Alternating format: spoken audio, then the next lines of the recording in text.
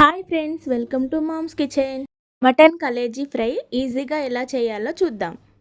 ఇప్పుడు stove on చేసుకొని ఒక ప్యాన్ పెట్టి 2 టేబుల్ స్పూన్ ఆయిల్ వేసుకొని 2 ఉల్లిపాయలు కట్ చేసుకొని పచ్చిమిర్చి కూడా వేసుకొని వేయించుకోవాలి.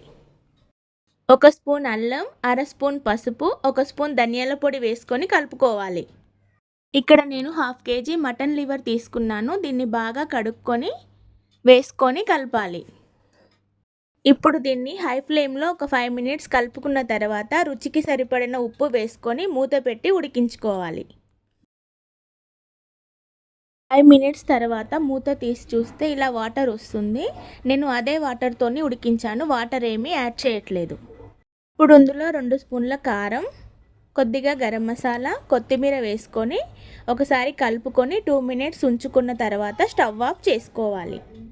మటన్ లివర్లో ఐరన్ ఎక్కువగా ఉంటుంది కాబట్టి రక్తంలో హిమోగ్లోబిన్ పెరుగుతుంది. Like, share and subscribe.